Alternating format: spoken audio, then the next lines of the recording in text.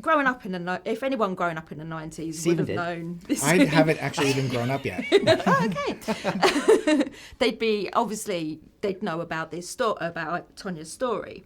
Why do you think it was the right time to make the movie now and bring the story back up again? There were just aspects of it that I wanted to tell. I don't know that it was about now but I do think that people are always interested in what happened 20 years ago. In the 70s, people were talking about the 50s with Happy Days and American Graffiti, and I think that things are very cyclical, and now it's OJ and Tonya, but that was not what I was thinking when I wrote it. I was thinking about just what we were trying to say with it about, truth and the perception of truth and what we tell ourselves, Yeah.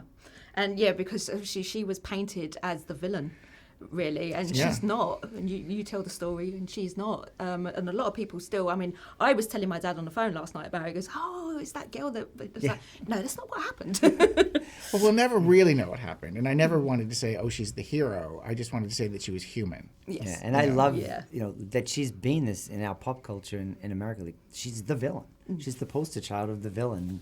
She's been a punchline. Obama made a joke when he was campaigning that he was going to go Tonya Harding on Hillary Clinton, and it was just socially accepted that you could, take these figures and not by her. No, not by her, but yeah. And I love the chance to re-examine that. Yeah. Also, it's quite a delicate line to walk. Obviously, when you're telling a story about a real person as well, especially when they're still alive. Did that sort of hinder your writing at all, or you making the pitch? I definitely felt Did it feel hindered? No. I felt the direction was a little hindered.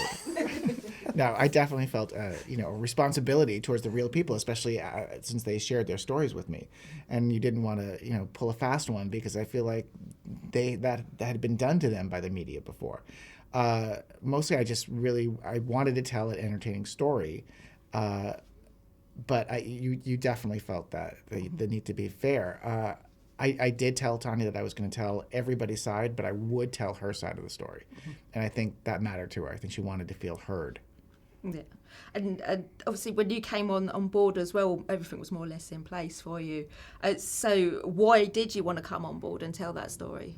I was, the idea of Tonya being played by Margot Robbie, it was delicious, and particularly with Stephen's script, which was this amazing script with this dichotomy of stories and the extremes of violence and tragedy and then humor, and I knew Margot could do that amazingly, so I was just thrilled to be able to get in the room and talk about it with him. Yeah, so Margot was obviously already on board as a producer as well, and obviously you had Allison as well, because you wrote the part before she even knew about it. Yes, very true. So how did you go about casting everybody else? To me, actually the hardest part of this film was trying to figure out Jeff Gillooly, who was going to play Jeff, because that triangle of those three together, and then particularly that relationship between Margot and Sebastian in the film, is really is the backbone of the film. And if we're not invested in that relationship, and it's a very tough relationship to go along with, it just wouldn't have worked. And Sebastian came in, after 3 months of looking for actors, he came in and did this performance that just blew us away.